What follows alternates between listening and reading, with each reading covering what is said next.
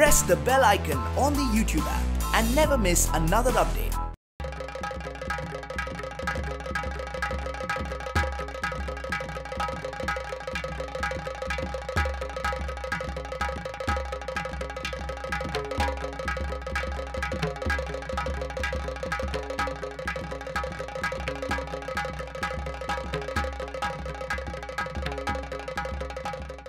थोडक्यात पंचवार्षिक योजना आखणे त्यासाठी प्लॅनिंग कमिशन की जे आहे कॅबिनेटच्या सर्क्युलरवर झालेलं, पण क्रमाक्रमाने त्याचे अधिकार एवढे वाढत गेले की मूळ संवैधानिक आयोग म्हणजे फायनान्स कमिशन, वित्त आयोग, त्यापेक्षा जास्ती अधिकार प्लॅनिंग कमिशन लावून बसले.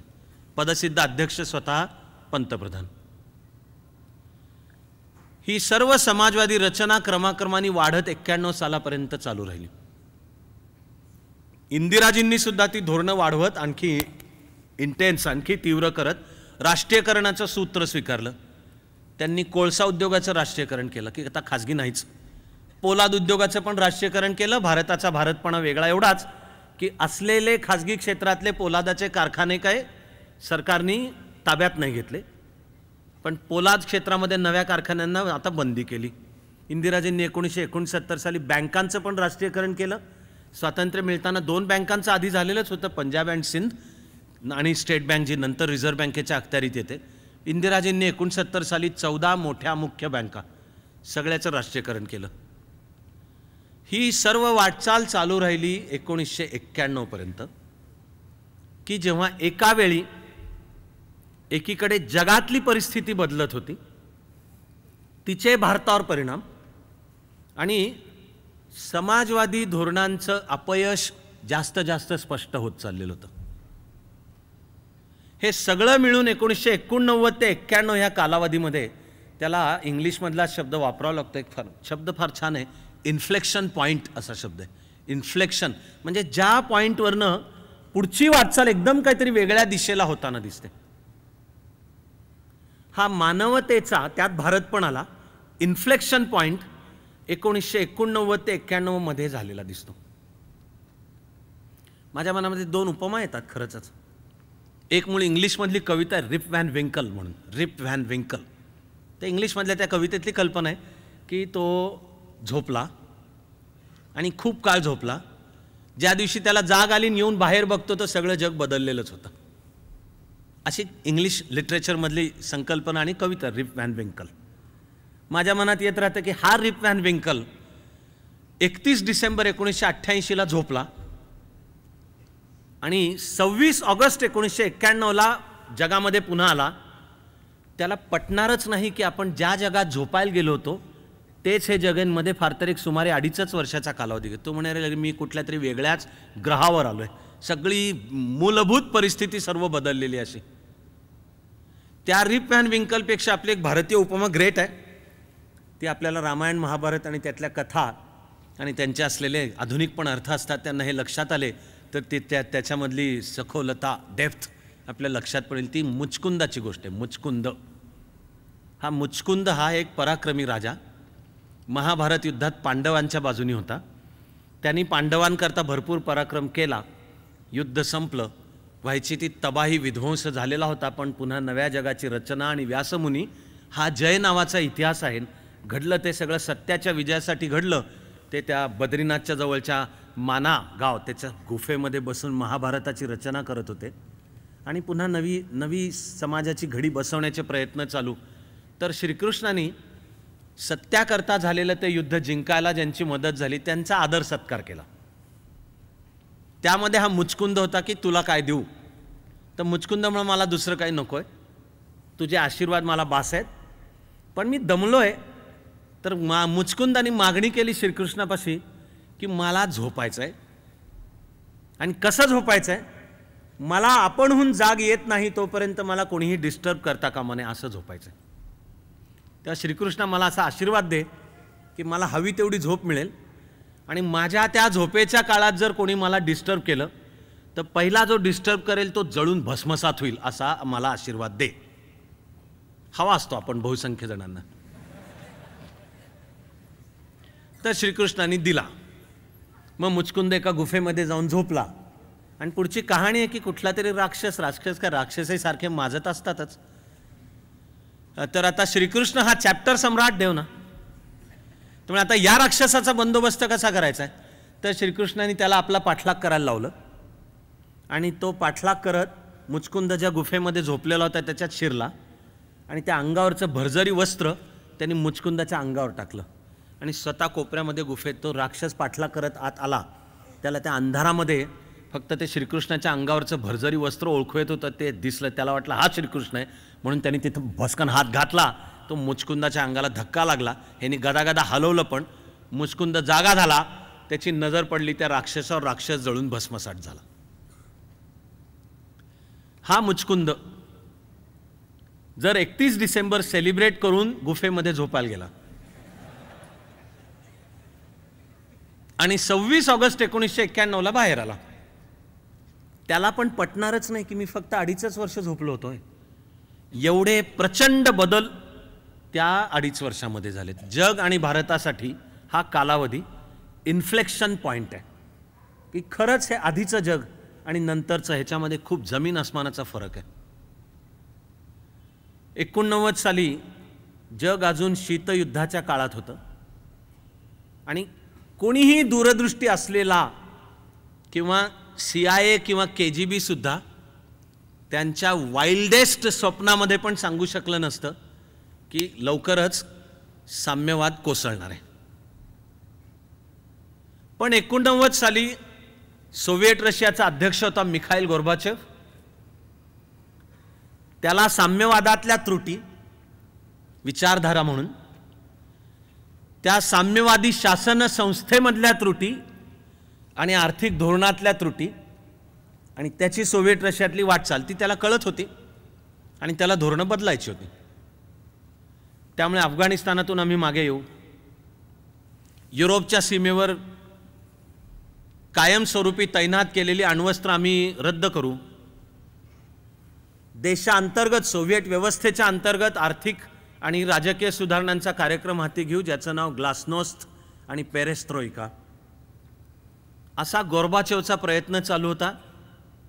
आधी जग विश्वास ठेवत नव्हतं, पण खरंच त्यांनी दिल्या शब्दानुसार शेवटचा सोव्हिएट सैनिक अफगाणिस्तानमधनं मध्य आशिया, अजून त्यावेळेला सोव्हिएट रशिया तिकडे गेलेला जगाने पाहिला. खरंच सोव्हिएट रशियाने अमेरिका काय करते त्याची वाट न पाहता खरंच युरोपच्या सीमेवर तैनात केलेली अण्वस्त्र आपणहून मागे घेतलेली पण पाहिली. खरंच सोव्हिएट रशियाच्या अंतर्गत आर्थिक पुनर्रचना आणि व्यक्ती स्वातंत्र्य आणि अभिव्यक्ती स्वातंत्र्य, पत्रकार आणि मीडियाला म्हणजे ग्लासनोस्त आणि पेरेस्ट्रोइका, फ्रीडम ऑफ प्रेस, हे जगाने खरंच पाहणं चालू केलं. ते बदल सोव्हिएट व्यवस्थेमध्ये खरंच दिसणं चालू झालं. त्यावेळेला अमेरिकेचा अध्यक्ष रोनाल्ड रेगन यांनी गोर्बाचेवची बदलती धोरणं पाहता बर्लिनमध्ये बर्लिनच्या भिंतीच्या शेजारी उभं राहून केलेलं एक प्रसिद्ध भाषण आहे की ज्याचा एक ओळीचा सारांश सांगता येतो की रेगन गोर्बाचेवना आवाहन करतोय, मिस्टर प्रेसिडेंट ब्रिंग डाऊन दिस वॉल, असं बोर्ड दाखवून. त्याची व्हिडिओ पण आहे. कारण बर्लिनची भिंत ही शीतयुद्धाचं सर्वात उत्तम प्रतीक होतं. लक्षात ठेवायला माझं मत आहे तारीख सोपी आहे, कारण ती 9 नोव्हेंबर 1989 आहे. 9/11च्या बरोबर उलटी अमेरिकन पद्धतीने तारीख मांडताना 9 नोव्हेंबर 1989.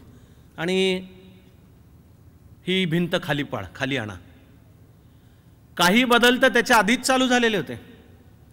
पोलंड कागदावर साम्यवादी देश होता, पण 79 साली एक पोलिश फादर कॅथोलिक ख्रिश्चॅनिटीचा सर्वोच्च प्रमुख झाला. तो ख्रिश्चॅनिटीच्या इतिहासाच्या त्याच्या आधीच्या 450 वर्षात पहिला नॉन इटॅलियन पोप झाला. Pope John Paul II, pope John Paul II हे पोलिश फादर होते. त्यांनी इच्छा व्यक्त केली की मला माझी मायभूमीची धूळ चाटायचे, कपाळाला लावायचे, म्हणजे पोलंड. तो साम्यवादी देश. त्यावेळचा पोलंडचा राज्यकर्ता जेरुझलस्की ह्यांनी येऊ दिलं पोप जॉन पॉलला. त्यांनी सोव्हिएट रशियाला पण पटवून दिलं की मी दक्षता घेण्या एवढा समर्थ आहे, ह्यांनी काही साम्यवाद धोक्यात. त्याला नंतर आपल्याला माहिती आहे की जेरुझलस्की मनातनं पोलिश राष्ट्रवादी होता. त्याला सोव्हिएट रशियाचं प्रभुत्व मंजूर नव्हतं आणि उलट त्याला पोप आला आणि त्यानिमित्ताने एक जागृती झाली तर त्याला घडलेली हवी होती. पोपनी 1979 मध्ये ज्या दिवशी पोलंडच्या भूमीवर पाय पण टेकवले आणि ख्रिश्चन पद्धतीनुसार विमानतळावर उतरल्यावर कपाळ जमिनीला लावून आपल्या देशाची धूळ आपल्या कपाळाला लावली, तो साम्यवादाच्या शेवटाचा प्रारंभ होता, बिगिनिंग ऑफ द एंड. आणि पोलंडमध्ये लोकांमध्ये जी प्रचंड जागृती झाली, एक तर पोलंड आधी 39 साली सोव्हिएट रशियानी सक्तीनी अत्याचारांनी ताब्यात घेतला होता आणि अत्याचारांनीच ताब्यात ठेवला होता. पोलीस जनतेने कधीही मनातून साम्यवाद आणि सोव्हिएट रशियाचं प्रभुत्व मान्य केलेलं नव्हतं. मुख्यतः ख्रिश्चन देश, तो पण कॅथलिक ख्रिश्चन, आणि मनामध्ये जाज्वल्य पोलिश राष्ट्रविचार, त्याला फुंकर मिळाली आणि जी प्रचंड जागृती पोलंडमध्ये झाली, जगातली कुठलीही सत्ता ह्यांना चिरडू शकत नाही. भले सोव्हिएट रशियानी आधी 1956 साली हंगेरीमधलं साम्यवादाविरुद्धचं बंड रणगाड्याखाली निर्दयपणे चिरडलं होतं, आणि असंच 1968 साली झेकोस्लोवाकियामधलं सुद्धा जनतेचं साम्यवाद विरोधी बंड तितक्याच निर्दयपणे चिरडलं होतं. पण आता 79 मध्ये पोलंडमध्ये दिसून आलेली जागृती, यानंतर अजून सोव्हिएट रशियाचं राज्य ब्रेझनेव यांच्या ताब्यात होतं, पण दुनियेतलं कुठलंही सैन्य पाठवलं तरी एवढ्यांना काय निर्दयपणे चिरडून मारता येणार नाही, अशी जागृती आधी पोलंडमध्ये दिसली. मग 82 ते 84 ह्या 2 वर्षामध्ये सोव्हिएट रशियाचे 3 राज्यकर्ते मेले आणि चौथा फायनली सत्तेत आला तो त्यावेळी 48 वर्षाचा असलेला मिखाईल गोर्बाचेव. त्यांनी सोव्हिएट व्यवस्थेमध्ये बदलांची सुरुवात केली. त्या पार्श्वभूमीवर जेव्हा हे आव्हान झालं रेगनकडनं, मिस्टर प्रेसिडेंट ब्रिंग डाऊन दिस वॉल, की तुम्ही म्हणताय ते जर खरं असेल, ही बर्लिनची भिंत ती पाडून टाका. 11 नोव्हेंबर 1989ला पूर्व आणि पश्चिम जर्मनीतल्या लोकांनीच पुढाकार घेतला आणि भिंत पाडली. आणि ती होताना पूर्व जर्मनी जो साम्यवादी होता, टॉवर्स उभे केलेले होते, त्याच्यावर मशीन गन बसवलेले होते, सर्चलाईट्स टाकलेले होते, आणि आधीच्या 44 वर्षांमध्ये ती भिंत प्रत्यक्ष तयार झाली 1961 साली. पण पूर्व जर्मनीतून पश्चिम जर्मनीत जायचा प्रयत्न करणाऱ्यांना पूर्व जर्मनीच्या साम्यवादी राजवटीने गोळ्या घालून मारलेलं होतं, तुरुंगात टाकलेलं होतं. पण 9 नोव्हेंबर 1989ला पूर्व जर्मनीच्या सैनिकांनी गोळीबार केला नाही. लोकांनी उत्स्फूर्तपणे, मग ती बातमी बर्लिनमध्ये पण पोचली. पश्चिम बर्लिन म्हणजे ते पश्चिम जर्मनीतलं होतं. सगळेजण त्या भिंतीभोवती आले, त्यांनी ती भिंत पाडली. आता बर्लिनमध्ये म्युझियमचा पीस असा होता, तसा फक्त एका भागामध्ये ती छोटी भिंत, त्या भिंतीच्या जवळ म्युझियम उभं केलं आहे. तिच्यामध्ये सगळे शीतयुद्धाचं छानपैकी म्युझियम उभं केलेलं आहे. 9 नोव्हेंबर 1989. आणि त्याच्यापासनं प्रेरणा घेतल्यासारखा पूर्व युरोपच्या जनतेने आपापल्या देशातल्या साम्यवादी राजवटीविरुद्ध विद्रोह केला. तरी जग आधी थोडं सावधपणे पाहत होतं की निकिता क्रुश्चेव्हनी सुद्धा 1956 मध्ये स्टॅलिन नंतर सत्तेत आल्यावर स्टॅलिन विरोधी बोलला होता. त्यावेळी वाटलं होतं की ह्याची धोरणं स्टॅलिनप्रमाणे दमनकारी नसतील. पण 56 साली हंगेरीतल्या जनतेने बंड केल्यावर निकिता क्रुश्चेव काय बिचकलेला नव्हता. त्यांनी सैन्य पाठवून हंगेरी जनतेला रणगाड्याखाली रक्तामासाचा चिखल करून पण चिरडला होता. 68 मध्ये ब्रेझनेव आणि अलेक्सी कोसिजिन हे दोघं प्रमुख होते. पण झेकोस्लोवाकियातल्या जनतेने बंड केल्यावर ते पण बिचकलेले नव्हते. मग आता काय होतंय? पण गोर्बाचेवनी शब्द दिला होता की मी कुठल्याही देशातली साम्यवादी राजवट त्या देशातल्या जनतेच्या विरुद्ध मी ती टिकवायला मदत करणार नाही. वॉर्सा पॅक्ट करारामध्ये तरतूद होती की कुठल्याही देशातली साम्यवादी राजवट धोक्यात आली तर सोव्हिएट रशियाकडे मदत मागितली जाऊ शकेल आणि तशी मागितल्या सोव्हिएट रशिया सैन्यसुद्धा पाठवेल. असं असून गोर्बाचेवनी सांगितलं की जर तिथल्या स्थानिक जनतेचा साम्यवादी राजवटीला पाठिंबा नसेल तर मी काय सैन्य पाठवून ती टिकवायला मदत करणार नाही. तो गोर्बाचेवनी पोलंडकरता पाळलेला दिसला. बर्लिनची भिंत पाडली, त्यांनी काय सैन्य वगैरे पाठवलं नाही. पूर्व जर्मनीतल्या जनतेने साम्यवादी राजवटीविरुद्ध उठाव केला, पत्त्याच्या बंगल्यासारखी कोसळली. आणि त्याचं मार्गदर्शन घेतल्यासारखं हंगेरी, झेकोस्लोवाकिया, बल्गेरिया, शेवटचा त्या क्रमामध्ये ठरतो रुमेनिया की जिथे थोडा तरी रक्तपात झाला, पण साम्यवादी राजवटी पत्त्याच्या बंगल्यासारख्या कोसळल्या. आणि सोव्हिएट रशियामध्ये पडली नाही. म्हणून मग सोव्हिएट रशियामध्ये जी घटक राज्य सोव्हिएट्स होती त्यांना बहुधा वाटणं चालू झालं की अरे याच तऱ्हेने जर आपणही घटनात्मकदृष्ट्या आम्हाला सोव्हिएट रशियापासून वेगळं व्हायचं आहे तर गोर्बाचेव सैन्य पाठवून टिकून ठेवेल का?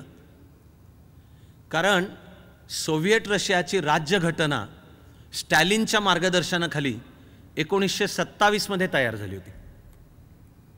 त्या राज्यघटनेमध्ये फुटून निघण्याचा अधिकार होता, राईट टू सेसेशन, आणि तो कार्यवाहीत कसा येईल हे पण नोंदवलेलं होतं. ते म्हणजे ते सोव्हिएट तिच्या प्रांतिक म्हणजे आपण आपल्या भाषेत म्हणत विधानसभा तिन्ही आधी ठराव करायला पाहिजे. तो ठराव पॉलिट ब्युरोकडे जाईल. पॉलिट ब्युरो त्याच्यानुसार त्या घटक राज्याला मान्यता देईल की कोणावर बंधन नाही आहे. सोव्हिएट राज्यघटना फेडरल होती, संघराज्यात्मक, आणि तिच्यामध्ये फुटून निघण्याचा अधिकार होता. पण आधीचं दमनकारी राजवटी असेपर्यंत कोणाची हिंमत नव्हती म्हणण्याची. पण गोर्बाचेवनी हे जे क्रम आहे सगळा, अफगाणिस्तानातून मागे येणे, पूर्व आणि पश्चिम युरोपच्या सीमेवरचे अण्वस्त्र आपणहून मागे घेणे, 9 नोव्हेंबर 1989ला बर्लिनची भिंत पाडल्यावर सैन्य न पाठवणे, मग पूर्व जर्मनी, मग झेकोस्लोवाकिया, मग हे जे सगळे हंगेरी, रुमानिया, बल्गेरिया, अंतिमतः रुमेनिया, पूर्व युरोपमधले सगळे. तर मग सोव्हिएट रशियामधल्या जॉर्जिया राज्याने पहिला ठराव राज्याच्या विधिमंडळाने संमत केला की आम्हाला सोव्हिएट रशियात राहायचं नाही आहे.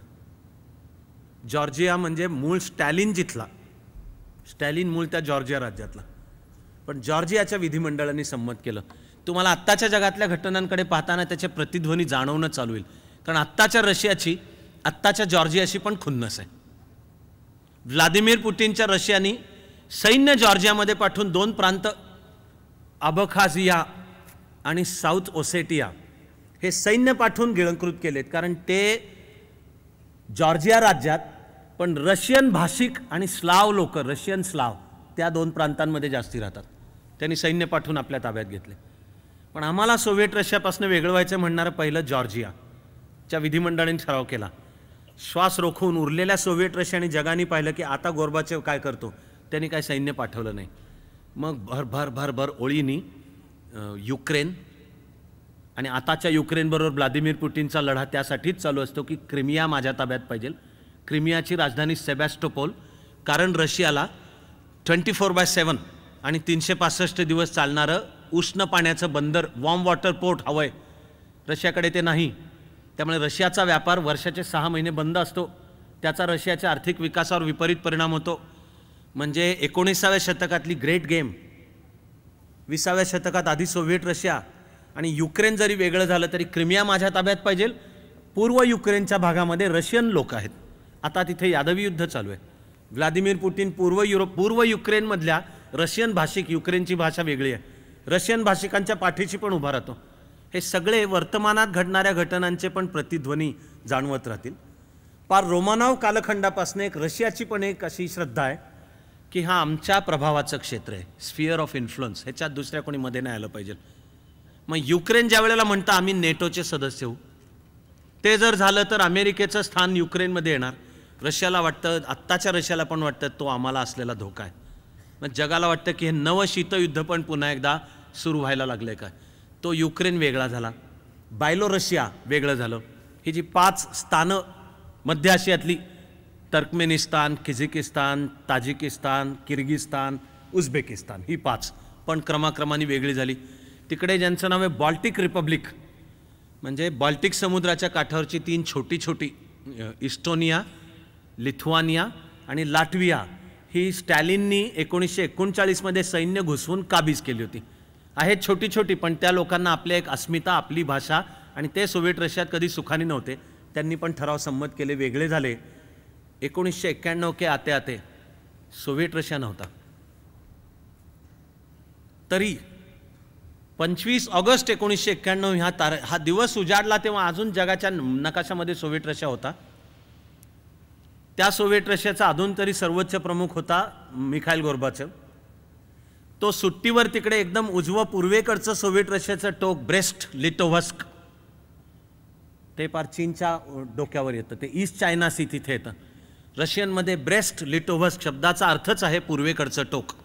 तिकडच्या एका हॉलिडे रिसॉर्टवर तो सुट्टीसाठी गेला होता. त्या दिवसांची संधी साधून रशियातल्या कम्युनिस्ट पक्षांनी मिखाईल गोर्बाचेव विरुद्ध बंड केलं, क्रेमलिन ताब्यात घेतलं.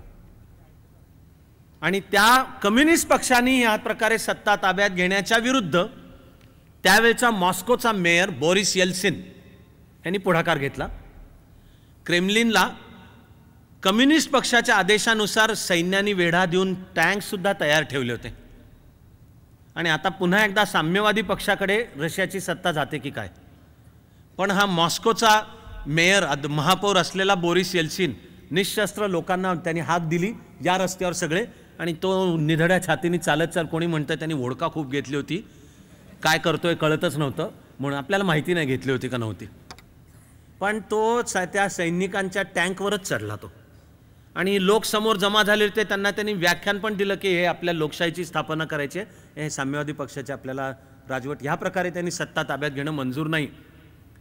क्रेमलिनमध्ये बसलेल्या साम्यवादी जे नेते होते यांना त्यावेळेला क्रेमलिनच्या भोवती तैनात केलेल्या सैन्याला आता लोकांना गोळ्या घाला हा आदेश द्यायची हिंमत नाही झाली. म्हणजे मॉरल जे लागतं नाही झाली. आणि जरी आला असता आदेश तरी ते जे रशियन सैन्य होतं यांनी काही रशियन लोकांच्यावर गोळ्या घातल्या नसत्या. त्यामुळे बोरिस येल्सिनच्या निर्भयतेपुढे जो उरला साम्यवादी पक्ष होता रशियाचा त्याला गुडघे टेकायला लागले, क्रेमलिनमधनं बाहेर पडावं लागलं. एक रक्तहीन क्रांती आहे. पण तो मिखाईल गोर्बाचेवचा पण प्रॅक्टिकली शेवटचा दिवस आहे. तिथपासून 25 ऑगस्ट जेव्हा मावळलं तेव्हा जगाच्या पाठीवर USSR नव्हता. 26 ऑगस्ट उजाडलं तेव्हा संपूर्ण जगाची पुनर्रचना वेगळी झाली होती. ती राजकीय पुनर्रचना की आता शीतयुद्ध नाहीच. आणि त्याचा एक अर्थ झाला की लोकशाही हाच जगाला सर्वसंमत असलेला फॉर्म ऑफ गव्हर्नमेंट, शासनाचा आकार आहे, असं सगळ्या जगाचं चित्र तयार झालं. बरं, नुसतं तसं तयार झालं नव्हे, जगामध्ये अत्यंत महत्त्वाचे आर्थिक बदल सुद्धा ते क्रांतिकारक, त्याला पण आधीपासून चक्र त्याची चालू झालेली होती. आता 91 म्हणजे त्याला एकदम एक नवा आकार त्याला येतो. दुसरं महायुद्ध संपलं त्यावेळेला युद्ध जिंकलेले देश एकत्र जमले आणि युद्धानंतरची जगाची रचना काय पाहिजे. पहिल्या महायुद्धानंतरच्या लीग ऑफ नेशन्सपासून जरा धडा घेऊन त्यातल्या त्रुटी समजून म्हणून आता स्थापना झाली युनायटेड नेशन्सची 24 ऑक्टोबर 1945. अजून आपण औपचारिकरित्या पारतंत्र्यात होतो, पण लवकरच स्वातंत्र्य मिळणार हे ठरलं होतं. आणि स्वातंत्र्यापूर्वीचं भारतीय सरकार सत्तेत होतं. 1945 मध्ये भारत देश युनायटेड नेशन्सचा संस्थापक देश आहे. त्या युनायटेड नेशन्सच्या छत्रछायेखाली दुसऱ्या महायुद्धानंतरच्या जगाचा आर्थिक आकार काय पाहिजे याच्यावरही चिंतन होऊन आर्थिक व्यवस्था ठरल्या जगाच्या. म्हणून आकाराला आलं इंटरनॅशनल मॉनिटरी फंड, की जगातल्या सर्व चलनांचं सुसूत्रीकरण करायला. मुद्राकोश, आंतरराष्ट्रीय मुद्राकोश म्हणून आकाराला आली. जणू जगाची एक सर्वोच्च बँक पाहिजे. वर्ल्ड बँक दोघांचे हेडक्वार्टर, IMFचं हेडक्वार्टर वॉशिंग्टन DC मध्ये, वर्ल्ड बँकेचं हेडक्वार्टर न्यूयॉर्कमध्ये. पण संपूर्ण जगाच्या बँकिंगची एक सर्वोच्च बँक पाहिजे म्हणून वर्ल्ड बँक. डॉलरला अमेरिकेने हमी दिली 35.75ला 1 अंश आणि 1 अंश सोन्याला 35.75. त्याचं नाव आहे इंटरनॅशनल गोल्ड स्टँडर्ड. ही होणारी विविध देशांची बैठक न्यूयॉर्कच्या जवळचं एक छान निसर्गरम्य हॉलिडे रिसॉर्ट आहे ब्रेटन वूड म्हणून, ब्रेटन वूड, तिथे झाली. म्हणून दुसऱ्या महायुद्धानंतरच्या जागतिक आर्थिक रचनेला नावच पडून गेलं ब्रेटन वूड सिस्टीम. त्या ब्रेटन वूड सिस्टीमला बॅकअप मुख्यतः अमेरिकेचा आहे. सोव्हिएट रशियाचा चॅलेंज, आव्हान जरूर आहे, पण जग तरीसुद्धा त्या काळात ब्रेटन वूड सिस्टीमनुसारच चालत होतं. त्याला बॅकअप अमेरिकेचाच आहे. भले नेटो आलं, वॉर्सा पॅक्ट आला, सोव्हिएट आणि सोव्हिएट नेतृत्वाखाली साम्यवादी अर्थरचना असलेल्या देशांनी पण आपला गट करून आपल्या अंतर्गत अमेरिकेला आर्थिकसुद्धा आव्हान उभं करण्याचेही प्रयत्न चालू केले. नॉर्थ आणि साऊथ डायलॉग नावाच्या ही युनायटेड नेशन्सच्या अखत्यारीत. नॉर्थ म्हणजे 23 डिग्रीजच्या उत्तरेचे, हे सगळे मुख्यतः श्रीमंत देश आहेत, विकसित देश आहेत. आणि 23 डिग्रीजच्या दक्षिणेचे ह्याला साऊथ असा शब्द पडला, हे आर्थिकदृष्ट्या मागासलेले भारतासारखे देश. त्यामुळे युनायटेड नेशन्सच्या व्यासपीठावर नॉर्थ साऊथ संवाद पाहिजे आणि विकसित नॉर्थनी अविकसित साऊथला मदत केली पाहिजे, अशी एक दिशा होती जी कधीच सफल नाही झाली. ती सफल होणार नाही आहे म्हणून पुढाकार भारताचाच होता की मग आपण दक्षिणेकडचेच आपण देश एकत्र येऊ. तिचं नाव म्हणजे साऊथ साऊथ संवाद, डायलॉग. त्याला भारताने ऑफर केलेले धोरणात्मक रचना होती न्यू इंटरनॅशनल इकॉनॉमिक ऑर्डर, एक नवी जागतिक ऑर्डर, की हे विकसित देश काय आपल्याला मदत करणार नाही, शेवटी ते त्यांचा विकास, त्यांची आर्थिक संपत्ती, त्यांचं जगावरचं प्रभुत्व अशीच ते धोरणं करणार आहेत, आपल्यालाच एकत्र आलं पाहिजे. तर भारताचं प्रपोजल होतं NIEO, new international economic order. पण साऊथ साऊथ संवादसुद्धा कधीही काय फार यशाच्या टोकाला जाऊ शकला नाही. आणि हे जे भारत आपणच अजून आर्थिकदृष्ट्या तर आपण कच्चेच होतो, एक वस्तुस्थिती आहे. त्यामुळे न्यू इंटरनॅशनल इकॉनॉमिक ऑर्डरचं नेतृत्व करावं भारताने, ते भारताला करता यावं असं प्रत्यक्ष त्या काळामध्ये होऊ नाही शकलं. युनायटेड नेशन्सच्या अखत्यारीतच सगळ्या जगाचा व्यापार कसा चालवायचा याच्यासाठी एका अनौपचारिक व्यासपीठाची स्थापना करण्यात आली. तिचं नाव GATT, general agreement on trade and tariff. ही एक अनौपचारिक हे व्यासपीठ आहे आणि 3 किंवा त्यापेक्षा जास्ती देश जर एखाद्या वस्तू किंवा सेवेबाबत UN ला म्हणतील की या वस्तू किंवा सेवेच्या जागतिक व्यापाराची काही समान सूत्र ठरायला पाहिजेत तर तुम्ही बैठक बोलवा. तशी बोलवली जायची. तिचं नाव चर्चेची फेरी, ती वेगवेगळी चर्चेची फेरी. अशा 1945 नंतर GATTच्या व्यासपीठावर वेगवेगळ्या होत गेल्या. आपल्या अभ्यासाला अत्यंत महत्त्वाची आहे 8वी फेरी. ती झाली उरुग्वे देशाची राजधानी पुंता देल एस्टे इथे. ते वर्ष 1984-85 येतं. आता दुसऱ्या महायुद्धानंतर 40 वर्ष लोटलेली होती. जगाचं राजकीय आर्थिक चित्रामध्ये फार मोठा बदल झालेला होता. तिकडे चीननी राजकीय पातळीला अजून साम्यवादाच्या नावानेच कुंकू लावणं चालू ठेवलं होतं, पण चीननी साम्यवादी धोरणं प्रत्यक्ष सोडून दिली होती 1979 सालापासून. 1 ऑक्टोबर 49ला जी चीनी क्रांती यशस्वी झाली आणि माओच्या नेतृत्वाखाली तिथपासनं ते 79 सालापर्यंत तरी चीनची धोरणंसुद्धा साम्यवादीच होती, सरकार नियंत्रित अर्थव्यवस्था. त्यामध्ये 100 फुलं फुलू द्या नावाची मोहीम, त्यामध्ये माओनी हाती घेतलेली सांस्कृतिक क्रांती की जिच्यामध्ये फार मोठ्या प्रमाणावर रक्तपात पण झाला. त्यामध्ये प्रत्येक घराच्या आवारामध्ये पोलाद उद्योग चालू करा असं माओनी केलेलं आव्हान, त्याचा चीनमध्ये झालेला सगळा खेळ खंडोबा.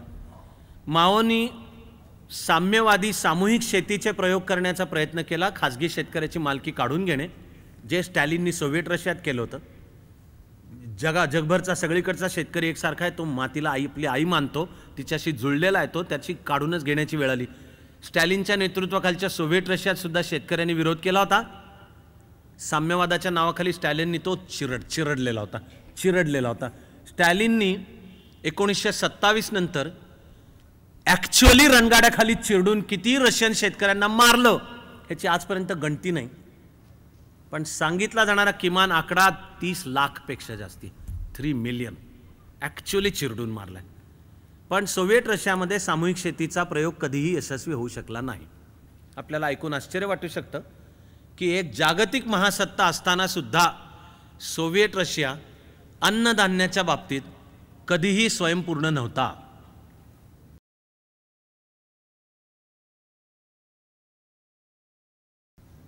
सोव्हिएट रशिया, तिची अर्थव्यवस्था, तिची शेती ही कधीही भांडवलशाही, पश्चिम युरोप, नेटो देश आणि अंतिमतः त्यातली अमेरिका हिच्या तोडीस तोड उभी राहणारी कार्यक्षम बनलेली नव्हती, बनू शकलेली नव्हती. तो समाजवादी विचारांचा, समाजवादी धोरणांचा आणि समाजवादी राज्य पद्धतीचा सुद्धा पराभव आहे. पण चीननी हे वेळेत लक्षात घेतलं होतं. 1979 पर्यंतचा चीन भारता इतका नव्हे, भारतापेक्षा दरिद्री आहे. 1981चे जर GDPचा आकडा पाहिला तर 81 साली भारताचा GDP चीनपेक्षा जास्ती आहे. 81 साली चीनची लोकसंख्या सुद्धा भारतापेक्षा जास्ती होती. म्हणजे तुम्ही गणितात कितीही कच्चे असला तरी तुम्हाला लक्षात येईलच की दरडोई GDP सुद्धा भारताचा जास्ती होता.